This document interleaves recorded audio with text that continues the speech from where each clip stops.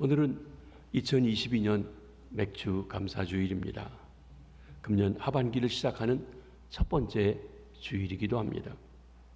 맥주 감사절은 말 그대로 보리 수확을 감사하는 날이요, 나아가서 하나님께서 지난 반년 동안 인도해 주신 것을 감사하면서 앞으로 남은 후반기 반년도 하나님의 보호와 인도 속에 우리 삶을 맡기며 감사하는 절기인 것입니다.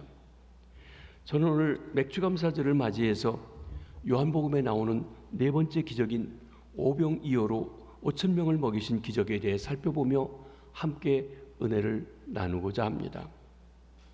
보리떡 5개와 물고기 2마리로 5천 명을 먹이고도 12바구니가 남은 성경의 이야기는 4년 전 완성하여 입당하여 지금 예배드리고 있는 우리 김해제일교회 제4차 성전 새성전의 주제 컨셉이기도 합니다. 오병이어의 기적, 이 이야기는 고대 가야국의 수도인 김해에 면면이 퍼져 있는 시조 김수로 왕과 인도공주 허왕옥의 사랑의 이야기와도 관계되어져 있는 것입니다. 여러분, 김수로 왕릉 앞을 가보셨는지요? 김해 사람은, 사는 사람들은 별로 관심이 없고 잘 안 가실지도 모르고, 그리고 별로 신경 안 쓰시는 것 같아요. 그런데 꼭 보셔야 됩니다.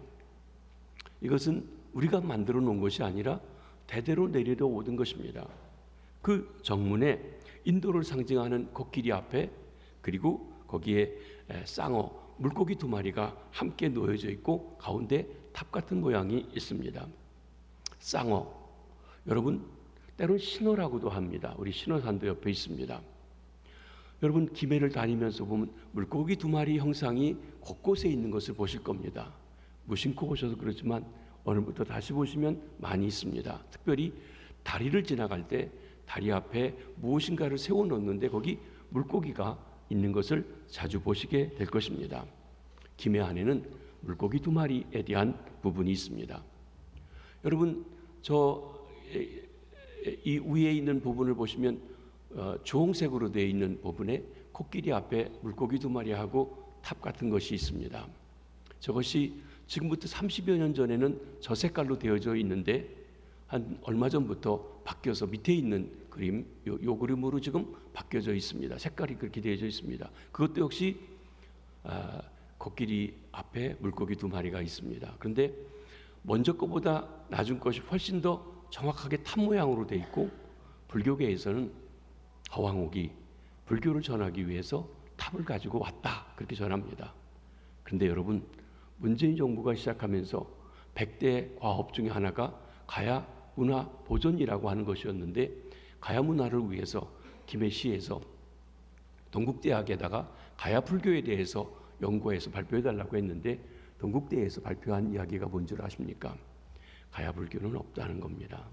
불교는 BC AD 357년인가요? 고구려 소수림 왕 때 처음 우리나라에 들어왔지, 40년대, AD 40년대에 가야 불교는 없다고 하는 것입니다. 그러니까 저것은 탑으로 해서 불교를 전하게 왔다, 장유사를 세웠다, 다 역사적으로 증거할 수 없습니다. 오히려 도마가 와서 물고기 2마리, 보리떡 5개로 5천 명을 먹이신 예수님의 이야기. 근데 기독교에서 왜 십자가도 아니고 성경도 아니고 그러냐? 여러분, 시기적으로 보면 그때는 성경이 기록되기 이전의 시대이고 십자가가 기독교의 심볼이, 상징이 되기 이전의 시대이기 때문에 아마 예수님의 사건에서 잘 알려진 보리떡 5개, 물고기 2마리 이야기가 가장 주류를 이루지 않았을까 싶은 것입니다. 여러분, 이쪽에 있는 그림을 보시면 이것은 이스라엘 땅에 있는 문양입니다. 지금도 이스라엘 성지를 가면 보리떡 5개, 물고기 2마리로 5천 명을 먹던 벳세다 광야에 가면 이 오병이어 기념 교회가 있고 거기에 문양이 이것인데, 여기 물고기, 그리고 그 떡이 5개 담겨진 바구니 같은 것을 보게 되면 상당히 흡사해서 그렇게 변형됐을 수 있는 가능성을 보게 되어지는 것입니다. 우리 과거가, 우리 김해의 과거가 바로 이렇게 물고기 2마리, 보리떡 5개와 관계 있다고 보고 있습니다. 이 오병이어의 기적은 앞으로 우리 김해제일교회가 김해시에 사고자 하는 사역과도 관계가 있습니다. 미래입니다. 우리 교회가 속해 있는 동상동은 한때 김해에서 가장 번화가였고 잘 사는 지역이었습니다. 그런데 신시가지가 개발되면서 동상동은 낙후가 되어 어려운 사람들이 많이 사는 동네가 되었습니다. 외국인들이 몰려옵니다. 여기 동상동 시장에 가면 외국인 시장으로 바뀌었고 음식점도 외국인 음식점들이 많이 다루며 주말에는 외국인들로 더 많이 분주하게 되어지는 것을 보는 것입니다.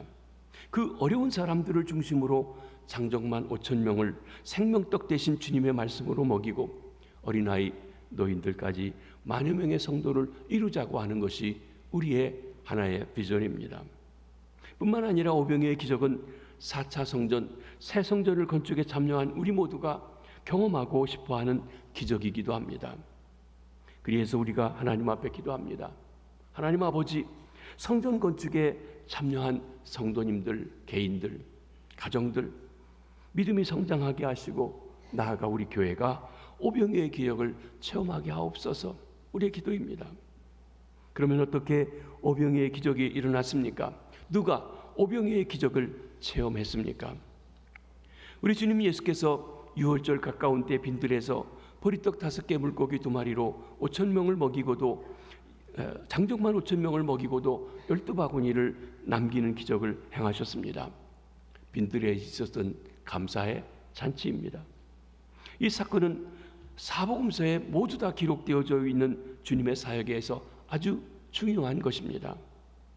이 사건은 유대인의 명절인 유월절이 가까운 때에 있었습니다. 유월절은 하나님께서 모세를 통해서 이스라엘 백성들을 430여 년 동안 종살이하던 노예 생활하던 애굽에서 건져내시고 해방시키신 날을 기념하는 날입니다. 유월절 이후에 우리는 2가지 중요한 사건을 기억하게 됩니다. 하나는 애굽에서 나왔지만 홍해바다 앞에 가로막히게 됩니다. 애굽의 군대가 쳐들어오고 앞에는 홍해바다가 있고 그때 하나님께서 모세를 통해서 지팡이를 들게 하시고 지팡이를 들자 밤새도록 동풍이 불어서 홍해를 갈라 홍해를 맨땅같이 건너가겠다는 겁니다. 홍해를 갈랐다, 홍해를 건넜다. 놀라운 체험입니다. 앞에 있는 장애를 물리친 것입니다. 또 하나는 40년간 광야 생활하는 중에 하나님께서 심지도 거두지도 않은 이스라엘 백성들을 만나와 매출하기로 먹이신 것입니다. 우리 주님 예수께서 유월절 가까운 때 유월절 어린 양으로 이 땅에 오신 주님께서 새로운 모세가 되어 빈들에서 보리떡 5개 물고기 2마리로 장정만 5천 명을 먹이고도 12바구니가 남는 기적을 행하셨습니다.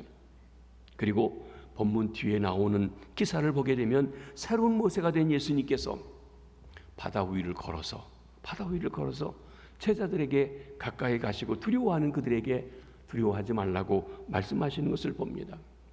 이 사건은 다음 주일날 우리가 더 바다 위를 걸은 사건은 보도록 합니다.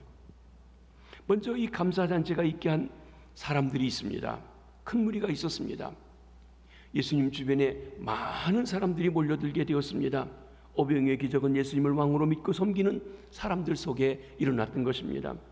큰 무리, 여기 장정만 5천 명이라고 했습니다. 예수님을 따랐습니다.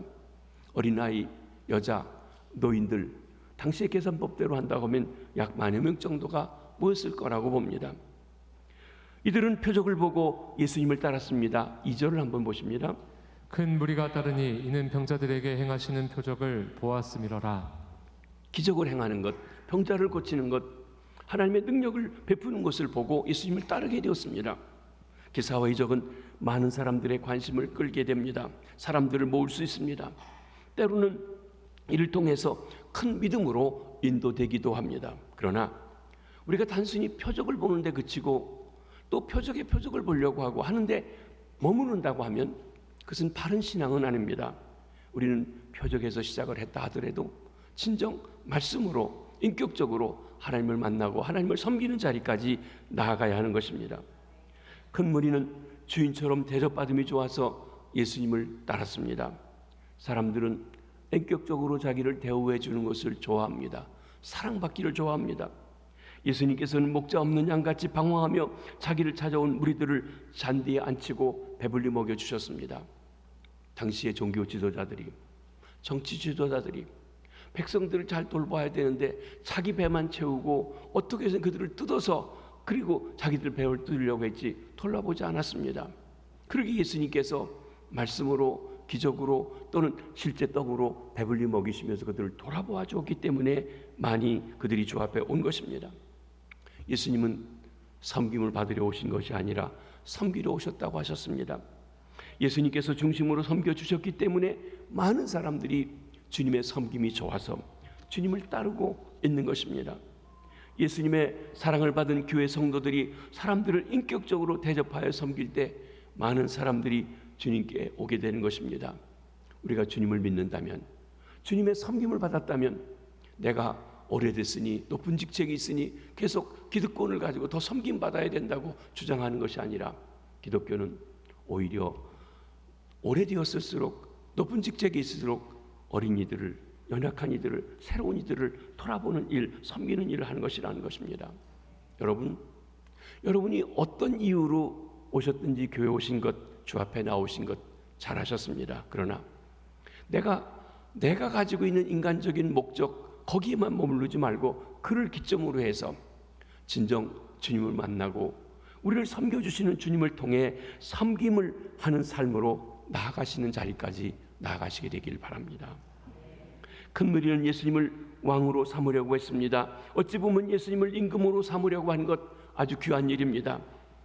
예수 그리스도, 우리 주님께서는 하늘과 땅의 모든 권세를 가지신 진정한 왕이십니다. 그러나 문제는 그들이 삼으려고 하는 왕과 예수님이 되시려고 하는 왕의 차이가 있다는 것입니다. 예수님은 그들의 육신적인 문제를 외면하시지 않았습니다. 그러나 단순히 빵을 먹여주고 정치적으로 해방을 주는 것이 예수님의 왕 되시려고 하는 목적이 아니었습니다. 예수님께서는 보다 큰 관심이 있었습니다. 창조주인 하나님과의 관계입니다. 그 관계를 가로막고 있는 죄의 문제를 해결해주고 하나님과의 관계에서 바른 관계를 가지고 의롭다함을 가지며 생명을 누리게 하시려는 데 목적이 있었습니다. 단순히 경제 문제만 해결해 주는 것이 아니라는 것입니다. 그래서 주께서 말씀하셨죠. 사람이 떡으로만 살 것이 아니라 하나님의 입으로 나오는 모든 말씀으로 살 것이니라. 우리가 분명 먹고 마시고 입고 잠자고 하는 것, 집이 있고 중요합니다. 의식주가 중요합니다. 그래서 우리는 그것이 해결되면 다 된다고 생각합니다. 정치 문제에서 가장 중요한 게 경제라고 이야기하기도 합니다.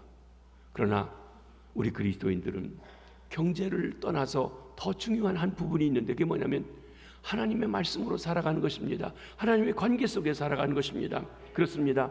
예수님은 그들의 죄 문제를 십자가로 해결하시고 그들의 영혼을 구원하고 나아가 그들의 온 삶이 진정 하나님 앞에 살아서 하나님의 다스림을 받는 진정한 왕이 되시기 위해서 이 땅에 오셨던 것입니다. 오늘날에도 예수 믿고 교회에 나오는데 여러 가지 다른 목적을 가지고 오시는 분들이 있습니다. 어떤 사람은 이 교회 와야 많은 사람들 앞에 내 사업도 알리고 사업에 도움이 돼서 오는 사람들도 있습니다. 어떤 사람은 출세하기 위해서 교인들의 표가 필요합니다. 그 표를 얻으러 오시는 분도 있습니다. 어떤 사람은 교회 가야 그래도 차만 색시고 한다고 연애하러 오는 사람도 있습니다. 어떤 이유로 오셨든지 교회 오신 건 잘하셨습니다. 단지 내 목적만 이루면 다 됐다가 아니라 그를 기점으로 해서 예수 그리스도를 알게 되시기를 바랍니다. 나 때문에 주님이 계신 것이 아니라 왕이신 예수님 때문에 내가 존재한다는 것을 알고 진정 주님 중심의 삶을 살아가시게 되길 바랍니다. 오병이의 기적은 예수님을 따르는 사람들에게 있었습니다. 예수님을 왕으로 믿고 섬기는 사람들에게 일어나는 것입니다. 예수님을 왕으로 믿고 따르시어서 진정 우리 삶에 주님이 기적적으로 채우시고 역사하시는 것을 체험하시는 주의 백성들 되시기를 바랍니다. 여기 두 번째, 이 기적에 참여한 사람들은 제자들입니다. 많은 무리는 우하고 따라다니는 사람이라면 제자들은 예수님께서 마음을 다해서 함께 삶을 나누고 그들에게 심도 있게 모든 가르침을 주는 사람이죠. 12사람입니다. 우리는 많은 사람을 관리하고 싶어 합니다. 근데 예수님은 많은 사람이 찾아왔을 때 그들을 돌아보고 주고 가르쳐 주고 기적도 행하시고, 하지만 그러나 그들의 흩어지고 모이고 하는 것에 관심하시지 아니하시고 오히려 12명의 제자들에게 집중해서 가르치셨던 것입니다. 오병이의 기적은 작은 가능성 속에서 주님의 능력을 볼 수 있는 믿음이 있는 데서 시작되었습니다. 예수님께서 큰 무리가 자기에게 나오는 것을 보시고 제자들을 시험해서 이렇게 물어보십니다. 우리가 어디서 떡을 사서 이 사람들을 먹게 하겠느냐? 예수님께서는 인간의 삶에 먹는 문제, 빵의 문제, 경제 문제, 필연적으로 따른 것을 잘 아십니다. 이는 아주 중요한 문제입니다. 그런데 여기 예수님께서 물으시는 초점은 그 빵 문제를 어떻게 해결할 수 있겠느냐 하는 것입니다. 누구를 통해서, 누구에게서 그 문제를 해결할 수 있겠냐 하는 것입니다. 내가 열심히 벌어야죠. 예, 우리가 열심히 합니다. 그러면 더 이상 말이 없어요. 이 세상에 보면 내 인생 내 마음대로 산다고 부지런히 살아가는 사람이 있습니다. 근데 그리스도인이 누굽니까? 하나님의 사람이 누구입니까? 애굽에서 가져온 떡이 떨어졌을 때 어떻게 그들을 먹일 수 있습니까? 우리는 하나님께서 우리 먹고 마시는 것도 공급하시는 주인이라고 하는 것을 믿고 살아가는 사람들입니다. 그렇기 때문에 돈 벌기 위해서 모든 걸 거는 것이 아니라 하나님과의 관계 속에서 다른 일도 할 수 있는 모든 일을 해야 한다는 것을 깨닫는 사람들이 그리스도인인 것입니다. 오늘 본문의 배경은 유대인의 명절인 유월절이 가까운 때였습니다. 첫 번째 유월절 때 하나님의 백성 이스라엘이 애굽을 떠나온 후 그들은 430년 동안 노예 생활하면서 그동안 받지 못했던 임금, 돈 다 받아가라고 했어요. 그래서 빨리 나가라고 달라는 거 다 요청해 줍니다. 그 모든 걸 가지고 꾸러미 싸가지고 광야길로 나왔습니다. 그런데 내가 애쓰고 수고해서 번 것을 그저 광야길에서 하나씩 먹고 나니까 한 달 반 지나니까 다 떨어졌어요. 한 달 반 동안이. 내 모든 것이 끊어졌을 때 이제 하나님께서 일하시는 시점입니다.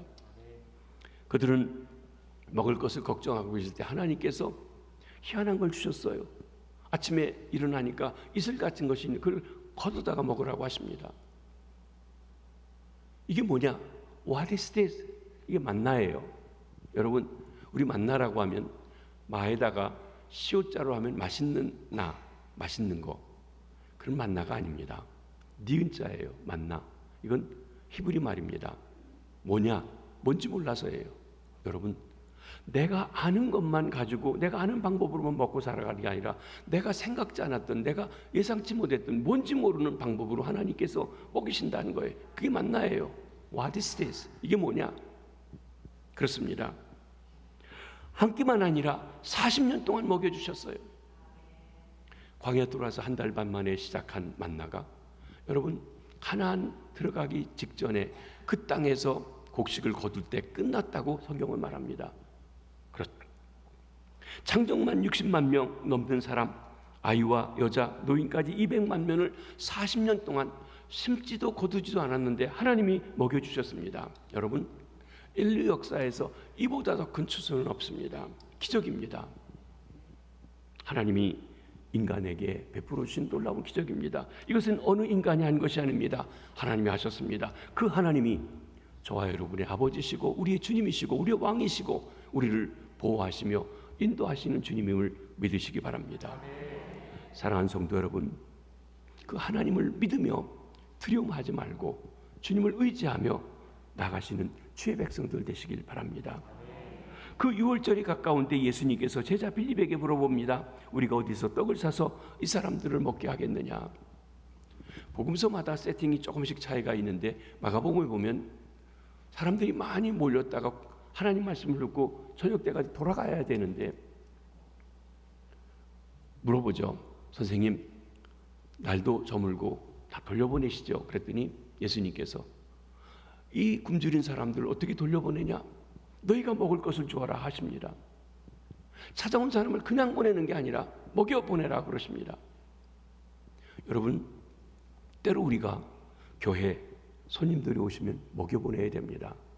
우리가 어떻게 그 많은 사람 먹여보내냐? 그래도 먹여보내셔야 됩니다. 주님이 하신다는 거예요.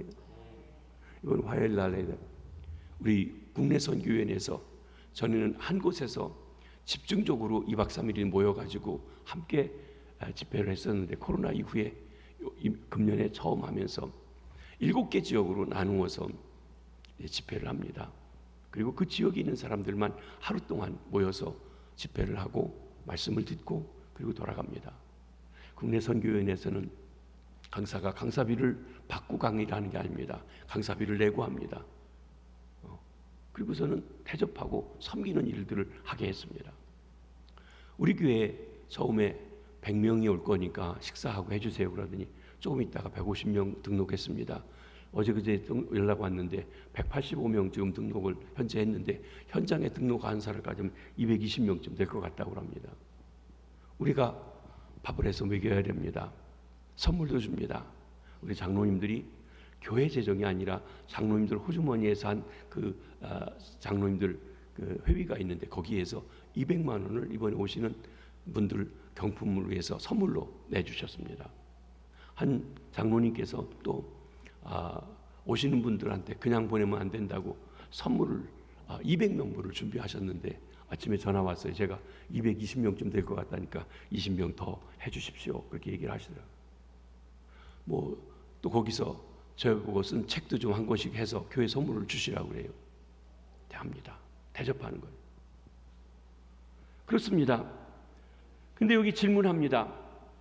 우리가 어디서 떡을 사서 이 사람들을 먹이겠느냐?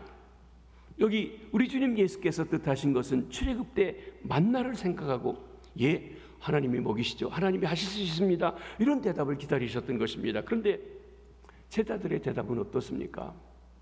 12명 중에 2사람이 대답합니다. 한 사람은 빌립입니다. 빌립은 아주 수학이 잘하는 사람 같아요. 정확하고 똑똑하고 야무지고 합리적입니다. 7절 한번 보십니다.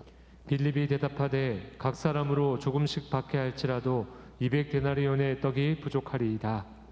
여러분 쓱 보고 사람이 있는데 한 사람에 떡 2개씩을 주고 전체니까 떡이 얼마큼 필요하고 이게 얼마치 가치가 되고 계산할 수 있으십니까? 저는 잘 못합니다.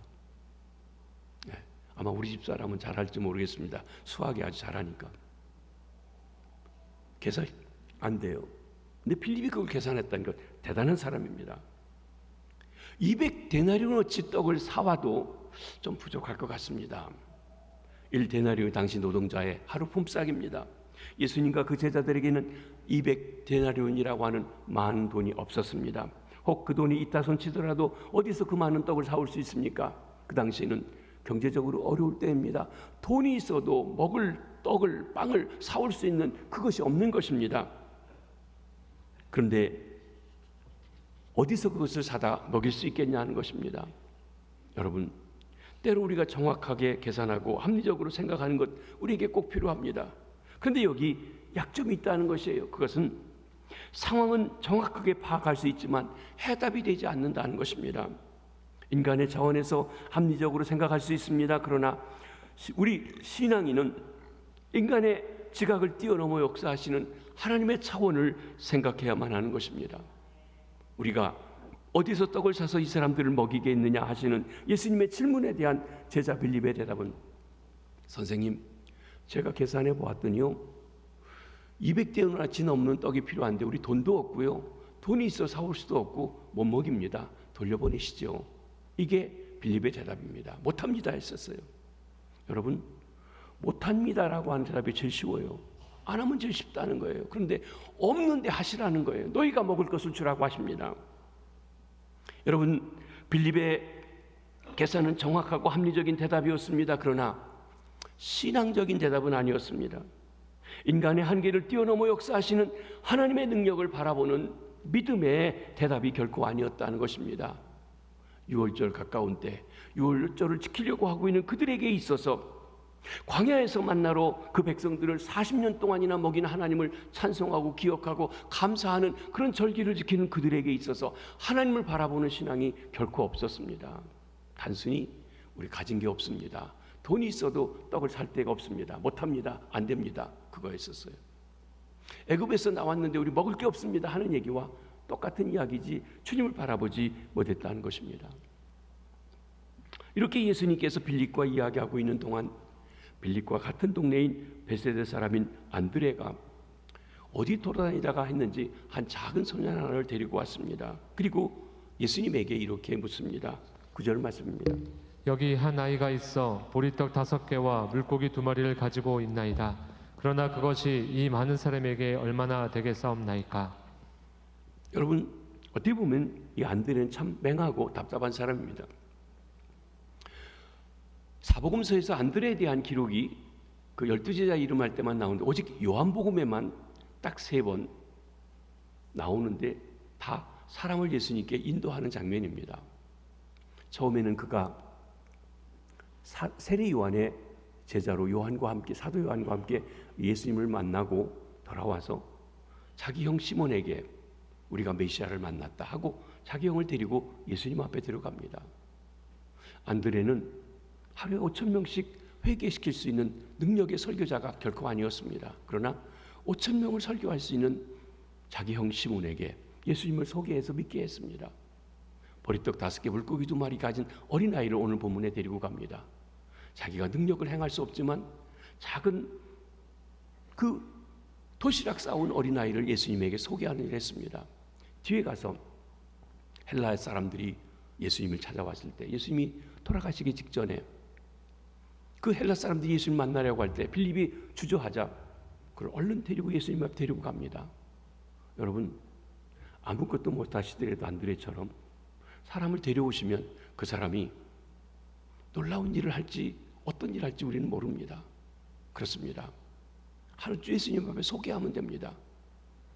바로 이 안드레가 그런 사람이었던 것입니다. 그렇습니다. 이렇게 예수님을 데려왔는데 어떻게 보면 참 맹하고 답답한 사람이죠. 장정만 5,000명이 되는 사람 앞에 보리떡 5개, 물고기 2마리, 적은 도시락 하나 덜렁 내놓는 거예요. 여기 지금 우리 1,000여 명이 모였는데 제가 도시락 하나 놓고 자 이거밖에 없는데 어떻게 할까요? 해가지고 되겠습니까? 말도 안 되는 거 차라리 내놓지 말고 우리 다 먹을 거 없으니 다 돌아가십시오. 이래야 되는데 말이죠.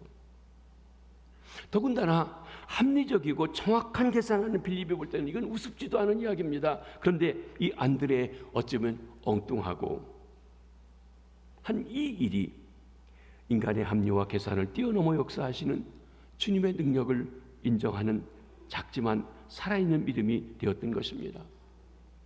이처럼 예수님께서 제자들에게 우리가 어디서 떡을 사서 이 사람을 먹게 하겠느냐 하시는 주님의 시험에 제자들 중에 2사람이 대답을 하는데 다 주님, 우리는 할 수 없습니다. 빌립은 전체를 보며 많은 수요에 비해 공급 능력이 그들에게 없음을 보고 못한다고 했습니다. 안드레는 전체가 얼마인지는 모르지만 내가 가진 것 요거밖에 없는데 이거 가지고 안 되겠죠 하면서 못한다고 얘기하는 것입니다. 여러분, 우리가 주의 일을 할 때 이 2가지가 다 겸비해야 합니다. 제가 목회하면서 보면 특별히 장로님들을 보면 대개 이 2 부류가 다 같이 있습니다. 어떤 분들은 계산은 잘하는데 그 다음에 단계로 못 나가고 계산만 잘하시고 안 된다고 못한다고 우리 없다고만 하시는 분이 있고, 어떤 분들은 우리 대책도 없이 그냥 한번 하자고 하시고 이렇게 잘하시는 그런 분들도 계시고 합니다. 이 2개가 함께 어우러져야 됩니다. 우리가 가지고 있는 작은 가능성을 써서 놀라운 일을 하시는 주님을 바라볼 수 있는 믿음도 필요한 것입니다.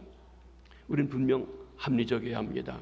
그러면서도 또한 작은 가능성을 볼 수 있고 전능하신 주님의 능력을 바라볼 수 있는 믿음이 있어야 합니다. 그때 하나님께서 역사하셔서 오병이어의 기적을 맛볼 수 있는 줄 믿습니다.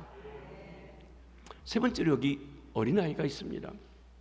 오병이어의 기적이 일어나기 위해서는, 빈들의 감사잔치가 일어나기 위해서는 자신이 준비한 도시락을 주님의 손에 올려드린 어린아이의 희생이 있었기 때문에 가능합니다. 이 어린아이는 도시락을 준비해 왔습니다. 보리떡은 당시에 가난한 사람들이 먹는 보잘것없는 음식입니다. 지금 먹고 살기 괜찮아져서 요즘에요 보리밥이 굉장히 좋습니다. 제가 미국에 있을 때는 쌀밥이 당뇨 환자에게 안 좋아서 보리밥을 시키면 주는데요, 한국에 와서 보리밥을 시키니까 보리밥을 안 주더라고요. 없더라고요. 적어도 한국 사람들은 어려울 때 보릿고개니 보리밥 먹던 때가 싫어서 보리밥은 절대 안 드신다고 합니다. 당뇨가 있어도 쌀밥, 흰밥, 좋습니다. 근데 이 이스라엘 땅에도 보리떡 굉장히 고상해 보이고 영양가 많아 보이고 하지만 그게 아니라 가난해서 없어서 보리떡 가져온 거예요. 보잘것없다는 것입니다.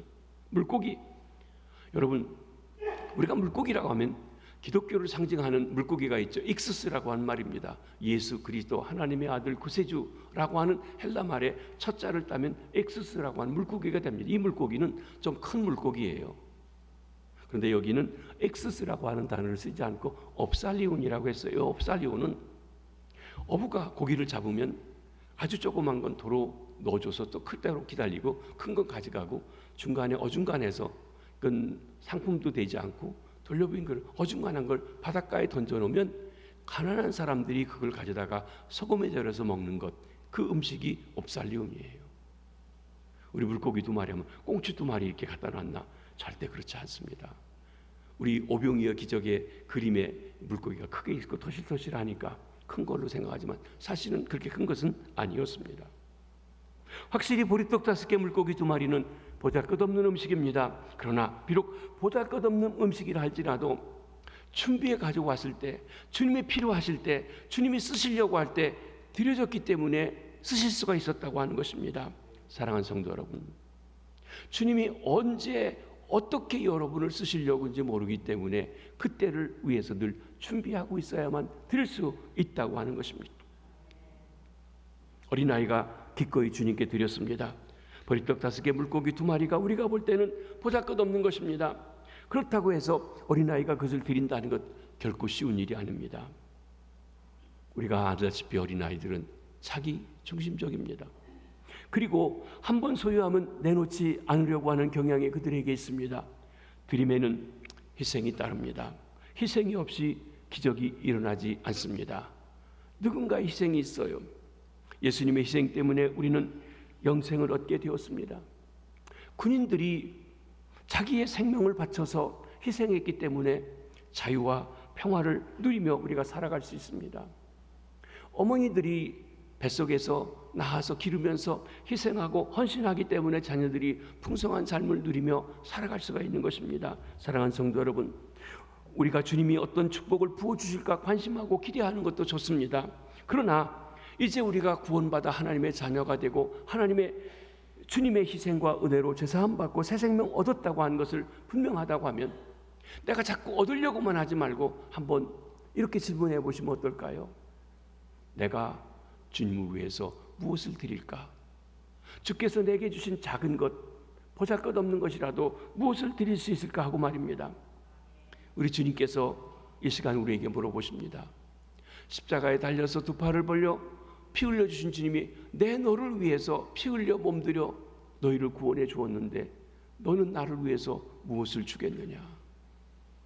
우리 주님이 질문하시는 것입니다. 오병이어의 기적은 준비된 것을 주님 앞에 드리는 데서 체험할 수 있습니다. 아무리 귀한 것을 가지고 있어도 주님께 드리지 않으면 주님이 쓰실 수가 없습니다. 보잘것없어도 주님께 드릴 때 주께서 그를 통해서 기적을 이루십니다. 그리고 풍성한 삶을 이루어 가시는 것입니다. 이 빈들의 감사잔치를 의미 있게 한 것은 그러나 사람들이 아니라 우리 주님 예수 그리스도이십니다. 오병이어의 기적은 주님께서 사용하실 때 일어납니다. 인간들의 준비가 아무리 잘 돼 있다 하더라도 주님께서 계시지 않는다면 기적은 풍성한 삶을 일으킬 수가 없는 것입니다. 주님은 어린아이가 드린 떡을 취하셨습니다. 예수님께서 그 어린아이가 드리는 보리떡 5개 물고기 2마리를 받으신 것입니다. 어린아이가 그 떡을 가지고 있을 때는 어린아이 것입니다. 예수님은 강제적으로 뺏는다든지 비인격적으로 압력을 가한다니 그러시지 않으세요. 어린아이 것으로 남아있는 상태에서는 예수님께서 아무것도 하시지 않습니다. 여러분이 아무리 귀한 것을 가지고 있어도 주 앞에 드리지 않으면 주님 쓰시지 않으세요. 드릴 때, 보잘것없이 드릴 때 쓰여진다는 것입니다. 오직 그 떡이 예수님께 드려져 예수님이 소유하게 되셨을 때 기적이 일어났습니다. 보잘것없어도 주님의 손에 들려지면 주님이 귀하게 쓰십니다. 쓸모 있는지 쓸모 없는지의 판단은 우리 주님께서 하시는 것입니다. 주님의 손에 들려지는 것이 중요합니다. 그때 기적이 일어납니다. 사랑하는 성도 여러분, 나는 무엇을 주님께 돌려드릴 수 있으신지요? 혹 우리는 주님께 드리기보다 내 손에 움켜쥐고 더 달라고 축복 달라고 떼쓰고 있지는 않은 것인지요? 적은 것이라도 주님의 손에 들여 귀하게 쓰임받는 주의 일꾼들 되시길 바랍니다. 한번 인도네시아 선교사님이 간증하는 얘기를 들었습니다. 이분은 외국어 대학에서 인도네시아를 공부했습니다. 어느 날 이 본문에 있는 말씀을 듣고 어린아이가 보리떡 5개 물고기 2마리를 드렸는데 자기를 돌아보며 기도하게 됐습니다. 하나님, 내가 가진 보잘것없는 보리떡 5개 물고기 2마리가 무엇입니까? 그리고 보니까 자기가 외국어 대학에서 인도네시아어를 공부한 거예요. 하나님, 내가 할 수 있는, 남보다 조금 더 잘할 수 있는, 내가 할 수 있는 이 인도네시아어를 주 앞에 드립니다. 날 사용해 주십시오 하고 드렸습니다. 그럼 인도네시아어를 쓸 수 있는 데가 어디입니까? 인도네시아 선교사 가는 거예요. 그 선교사를 갔는데 하나님께서 그를 놀라우게 해주셔서 선교 사역을 잘하는 것을 간증하는 말씀을 들었습니다. 목회를 하면서 이 음악이 교회 음악이 아주 중요합니다. 얼마 전에 18살 먹은 우리 청년 하나가 피아노를 잘 쳐서 굉장히 지금 전 세계적으로 유명한 그런 학생이 있는데, 여러분, 저는 우리 한국 사람들에게 음악을 잘하는 DNA가 있다고 생각합니다. 그런데요, 그 DNA를 개발해서 음악가가 되고 발전할 수 있고 예술하고 BTS도 나오고 할 수 있는 그 음악적인 기본이 기독교가 해줬다고 믿습니다. 왜 그런 줄 아십니까? 1950년대 60년대 한국에요, 악기는 교회 풍금 피아노밖에 없었어요. 아마 수많은 사람들이 피아노를 배우고 하는 것을 교회를 통해서 배웠어요. 여러분, 교회만큼 노래를 많이 부르는 데가 어디 있습니까? 우리에게 있는 음악성을 개발하고 할 수 있는 그런 것을 주었다는 것입니다. 예배 드릴 때마다 꼭 필요한 게 반주자예요. 그래서 목회자들은 딸라면 또는 사모를 구할 때도 반주하는 사람 합니다. 이하리 목사는 사모님이 반주를 잘 하십니다. 이제 개척교회 할 때 많이 도움이 될 거예요. 근데 꼭 개척교회 하라는 말은 아닙니다.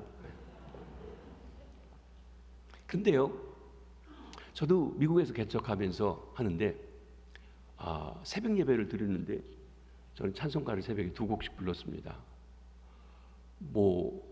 지금보다 훨씬 제가 목소리도 좋고 노래를 잘할 때니까 잘하는데, 어느 날 집사님 한 분이 전화 왔어요. 여자 집사님입니다. 그분은 미술가입니다. 화가입니다.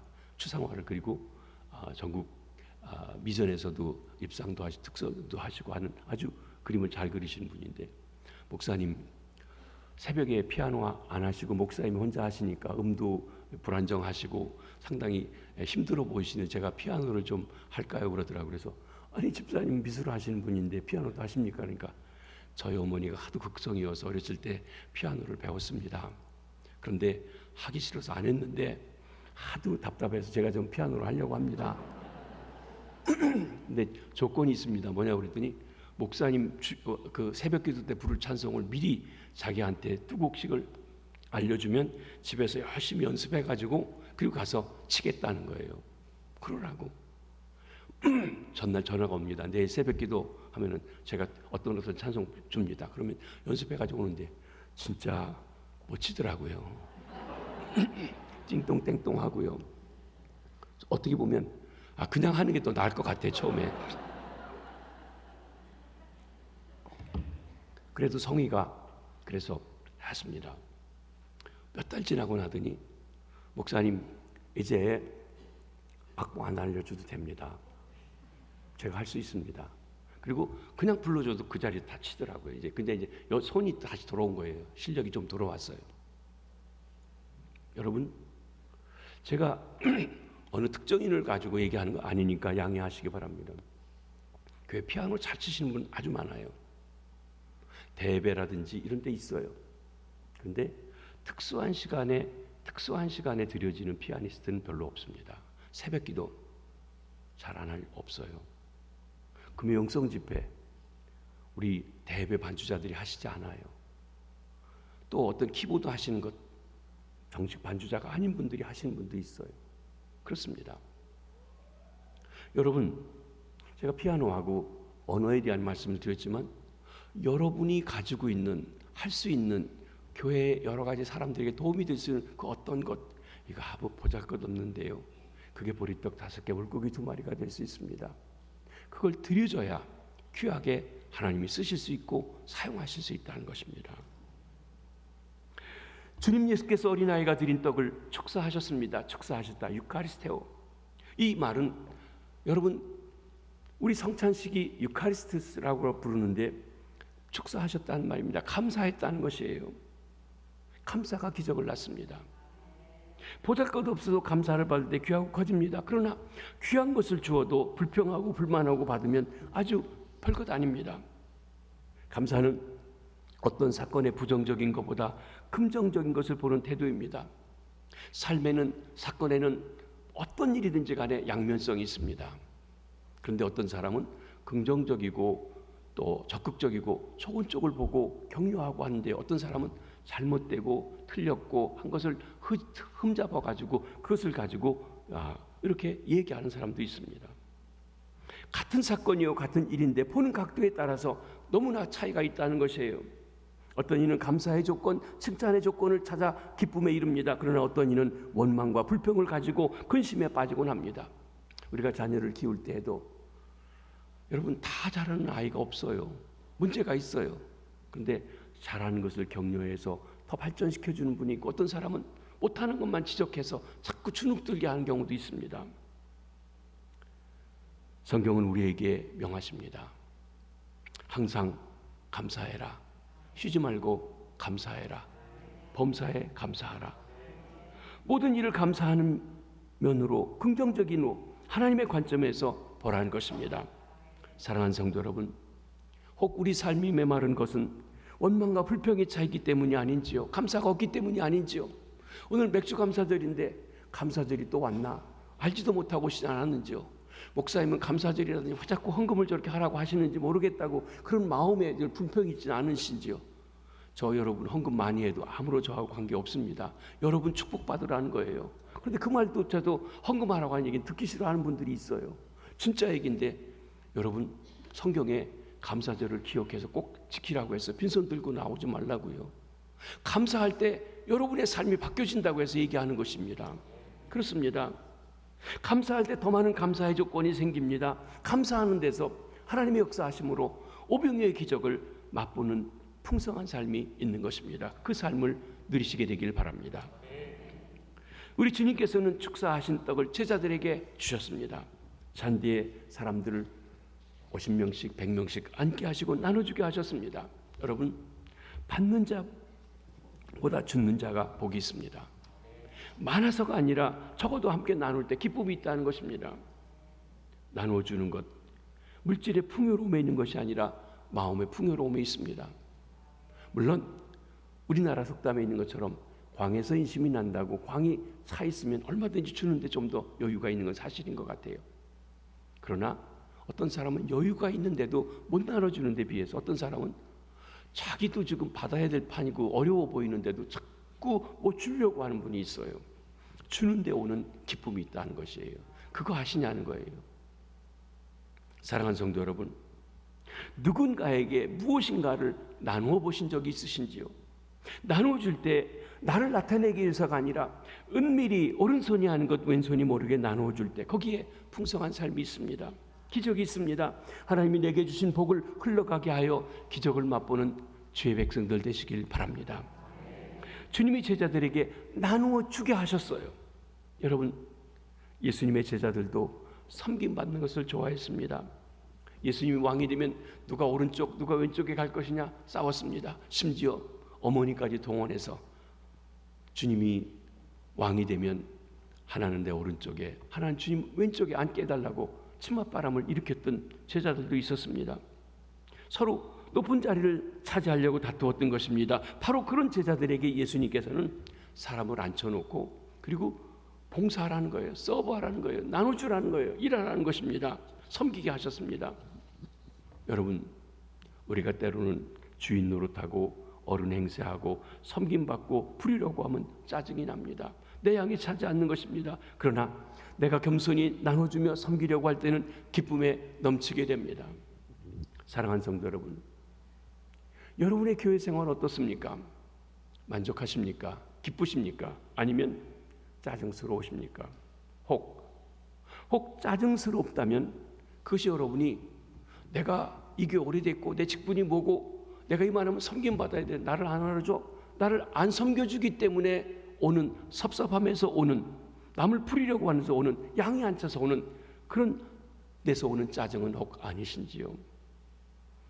여러분, 주님께서 내가 온 것은 양으로 섬기려, 내가 온 것은 섬김을 받으려고 함이 아니라 섬기려 왔다고 말씀하셨습니다. 우리가 주님을 알고 주님의 은혜를 받았다면 갈수록 섬기는 자리에 가야 됩니다. 오래돼서 기득권을 가지고 어떤 권세를 부리려고 하는 게 아니라 오래된 사람들이 새 사람들을 돌아보듯이 말입니다. 그렇습니다.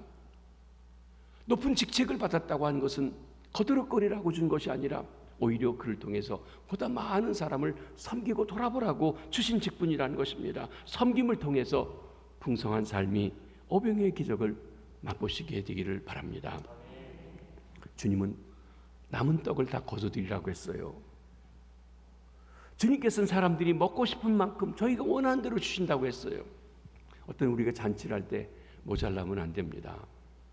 모자라면 안 됩니다. 그래서 우리가 풍성하게 해야 돼요. 여유 있게 해야 돼요. 그러나 주님은 먹고 남은 조각은 거두어 드리라고 했습니다. 이는 낭비하지 않으신다는 것입니다. 사람들은 뭔가 좀 여유가 있고 풍성해지면 낭비합니다. 그까짓 것 쉽게 생각합니다. 특히 쉽게 얻은 것 더더군다나 그렇습니다. 제가 10여 년 전에 처음 미국에서 이제 한국에 와서 식당에 갔는데 음식이 많이 남았어요. 그래서 저희가 미국에서 하던 습관처럼 박스를 달라고 이렇게 싸달라고 했더니 눈이 둥그래가지고 같이 먹는 사람도 그렇고 주인도 이거 왜 싸가시려고 그러는데 남았으니까 싸가지고 했더니 이상한 듯 쳐다보더라고요. 이렇게 생긴 건 그렇지 않은데 쪼잔하다고 생각한 것 같아요. 남겨야지 왜 이걸 하냐는 거예요. 그래서 아니 음식인데 왜 버리냐고. 미국은 조그만 거 하나 다 싸가거든요. 저는 그것이 예수님의 정신이라고 생각해요. 낭비하지 않는 거예요. 풍성히 먹어요. 풍성히 주세요. 그렇지만 낭비는 하지 않는다는 것입니다. 저는 여러분들이 교회 물건을 쓸 때 내 교회, 내 것, 내 집처럼 쓰실 수 있게 되길 바라요. 아멘 하셨죠? 네. 그런데 보면 예배 드리고 나가면서 이젠 불 꺼도 될 때 불 끄고 나가신 걸 본 적이 없어요. 화장실에서 휴지를 할 때 손을 씻고 뭐 한 장, 두 장 쓸 수 있어요. 꼭 한 장만 써야 된다고 저는 그렇게 생각하지는 않습니다.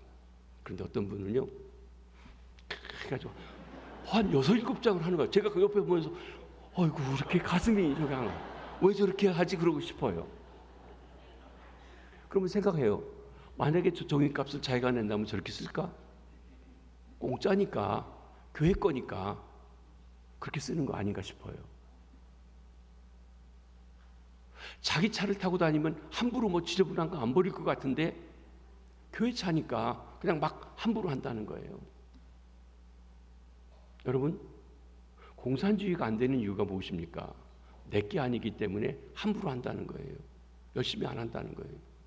근데 그게 인간의 본능 중에서 내게 아니면, 그리고 여유가 있으면 막 낭비하는 것, 더군다나 공공이 사용하는 것, 그렇게 쉽게 생각한다는 것입니다. 저는 그것도 잘못이라고 생각합니다. 우리가 풍성히 쓰고 여유 있게 사는 것 좋습니다. 그러나 낭비해서는 안 된다는 것을 주께서 말씀하십니다. 또 남은 조각을 거두는 것은 주님께서 주신 축복을 소중하게 여기란 말씀입니다. 우리 주님께서 허락하신 축복들 그 하나하나를 소중히 여기는데 풍성한 삶의 비결이 있습니다. 오병이의 기적을 맛보는 이의 자세인 것입니다. 우리 말씀에 처음으로 돌아갑니다. 여러분이 앉아 예배드리는 이 4차 성전, 새 성전 컨셉이 오병이어의 기적이라고 했습니다. 우리가 4년 전인 2018년 7월 달에 입당했습니다. 만 4년이 되었습니다. 새롭게 여기 들어와 신앙생활하고 있습니다.